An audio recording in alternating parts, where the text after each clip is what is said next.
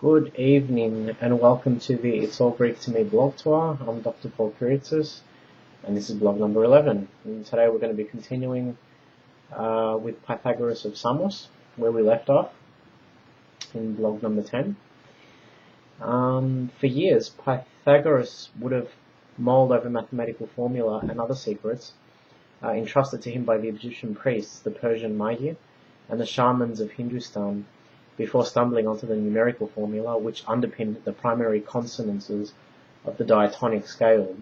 A delightfully romantic but unlikely legend speaks of a time when Pythagoras was brought to a halt whilst casually strolling by a noisy brazier's shop because his attentive ears had honed into the harmonies and discords made by the synthesis of 4 different sized anvils as they beat out a piece of metal.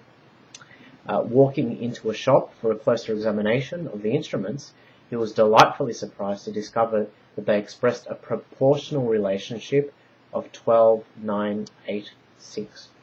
He was able to replicate the sounds at home by constructing an elongated piece of wood, fastening 4 identical equal-length cords, or strings if you like, along its vertical trunk and hanging the corresponding weights off them. Using this contraption, he described the golden ratios of harmony.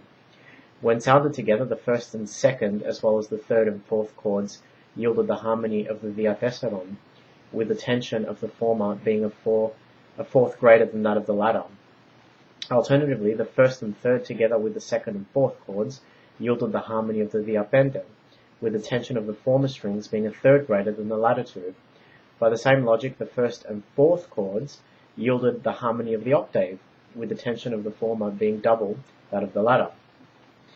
The fractional harmony within an octave, which no doubt represents the numerical value of 1, reveals the laws of the microcosm as bequeathed to Pythagoras by the sacred science of the Egyptian priesthood.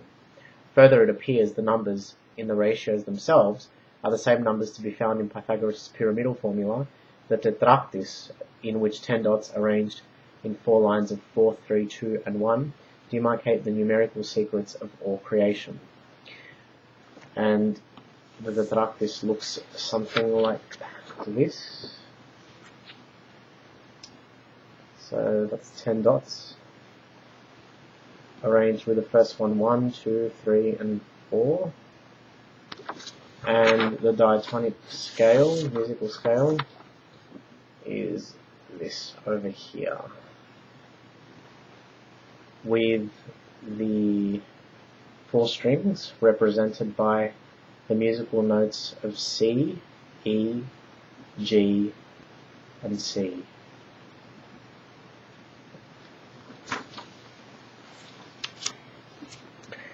But why should Pythagoras think that the key to all creation was encompassed in something as simple as arithmetic, mathematical formula, and ratios?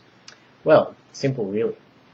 His ingenuity was such that he was able to syncretize what he'd learned about arithmetic, geometry, astrology, and mysticism with his own discoveries, expressing the mathematical basis of the musical scale into an original and holistic conception of the cosmos that answered all the fundamental questions of existence. His outlook was so groundbreaking that it was to infiltrate the thinking of both Plato and Aristotle and directly influence the central tenets of magical and alchemical esotericism. Through his ruminations on the laws of consonance, dissonance, and the musical scale, Pythagoras reasoned that everything in the cosmos was subject to physical laws which increased or decreased in number depending upon the complexity of the matter in question, be it organism, idea, subject, and so forth. Thus, astronomy was hinged on musical theory, music on geometry, and geometry on arithmetic. It mimicked the ecological food chain in that the removal of any one from the ascending or descending order would, in effect, annihilate the dominations above it. All were inexplicably linked and codependent upon one another, save for arithmetic, which was rudimentary to all knowledge and could stand alone. By this logic, Pythagoras ascertained that the secret of creation must be numerical in nature. It was an art of multiplication which proceeded in harmonic proportions in the same manner that a snake might proceed in spirals or S-bends. 1 became 4, 4 became 10, the sacred Pythagorean number, which unravelled to produce the splendour of all things, living or inanimate. Despite its simplicity and unsophistication, there is an undeniable and indelible truth to this cosmological scheme. Take the ordering of the electrons in a molecule of water, for instance. When two atoms of hydrogen bind to one of oxygen to form the life-giving substance, the former contributes 2 electrons as a pair, whilst the latter offers up 8. 2 and 8 make 10, the sacred number of the Pythagoreans. In cellular mitosis, the DNA replication preceding the division of a mother cell into 2 daughter cells follows the aforementioned numerical laws. We see the harmonious ordering repeated in cellular meiosis, a more complex form of cell division relating to sexual reproduction, which aims to divide a diploid cell into 4 daughter haploid cells.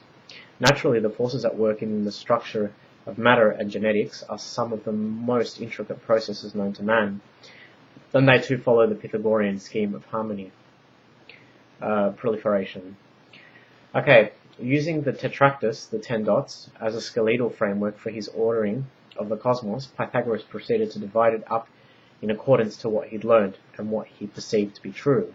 No doubt he would have perceived the universe to be a living organism, entirely conscious, with an invisible monochord which stretched from absolute spirit, or ether, at the very top, to created nature at the very bottom, and passed through the numerous dimensions that had ruptured from the time origin, or first cause. The upper 3 dots of the tetractys, or what one might imagine to be the capstone of the pyramid, symbolize the supreme world with its archetypes, signatures, and seals. This was the region of supernal white light, the eternal fire, a state of being which was undifferentiated, uncreated, undefiled, true, and wholly good. Without it, there would have been no cogitation, and there would be nothing to become. Below that are 2 rows, one with 3 and the other with 4 dots, respectively. These are the 7 creative powers which brought forth the material universe, known to the Jews as Elohim and to the Egyptians as Netters. Pythagoras envisioned this area of the tetractys as the irrational sphere, or the domains of the superior, or the heavenly, and inferior earthly worlds. Seeing that numbers are related to form, the geometrical equivalent of 3 and 4 are the triangle and square, shapes which delineate loss of androgyny and unity, the separation into male, with the triangle being active, and female, square being passive, which leads to the experience of duality and the 7-fold division of the entire cosmos after the first cogitation. Angels, daemons, demigods, mortals, and all created matter, the stars, the planetary spheres, the 4 elements of fire, earth, air, and water, which combined in unique ways to create the lower kingdoms, were all confined to this plane. According to Pythagoras, each planet issued a unique noise as it displaced the heavenly ether, an occult phenomenon he later branded music of the spheres, and claimed he could hear. He used his occult knowledge of homologies and analogies to assign colours, names, emotions, character traits, geometrical shapes, numbers, harmonic intervals, and music notes to each of the 7 dimensions that emanated from the first cause.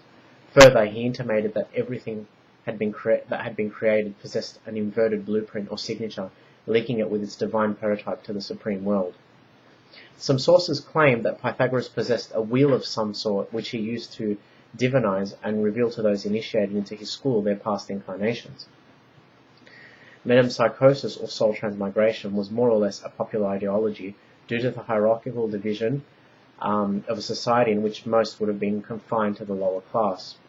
It would have verified the truth of divine justice in the minds of those who were forced to endure congenital misfortunes such as physical and intellectual handicaps or slavery. One may have been born into misery, but if he or she pursued the righteous and honourable path, the rewards would come when the invisible mooring post turned the cosmic wheel onto the next life. It was a belief that appeared to suit the eschatological needs of the people at that point in time, and Pythagoras generated favourable conditions for its reception by claiming to remember his own previous incarnations, 4 in all. I guess we can never know whether the claims were a genuine conviction or just the scheming machination of a swindler, though what's certain is that it equipped him with a magnetism that was to have an extremely powerful effect on the socio-political climate of Crotona. Ironically, it was the same magnetism which hastened his descent towards an untimely and unjust death. According to Edward Stuart, a rejected candidate by the name of Sciton became so disillusioned with Pythagoras that he declared war upon him. Many Pythagoreans perished during this uprising. The great teacher sought refuge in a cottage on the outskirts of Crotona with some of his followers, but Cyrton managed to track them down and set it alight. Poisonous fumes from the growing fire asphyxiated everyone inside, including Pythagoras. No doubt it was an end tainted with violence and heartache. But I couldn't think of a more perfect one for a life that was amorous, fiery and restless, mirroring chemical neurotransmission, because it had been so full of action potential. I would like to conclude this post with a poem I have written in honor of Pythagoras, and which was published in my 2008 literary collection, Hermetica Myths, Legends and Poems, and it's called Pythagoras' Theorem. Music, vowels and colours form monochords in the mind of every true magician. Composite keynotes that, if struck, destroy the heart of any love technician. Using the lyre of 7 strings do they rock me steadfast asleep, each individual harmony reawakening a heartache of memories buried deep. Dressed in white light, the drizzle distills the harmonic intervals of red, yellow and blue, listening for your symphony, mnemosini, to ordain if our love be true. Before first light, under your purple note, the 7th am I mercilessly torn, but when your morning stars sing together, as the sharpest am I again reborn. Musical medicine, forming the start and end note of every artistic mind, unable to touch the lives of those to whom Pythagoras has been unkind. And with that, I will see you next time.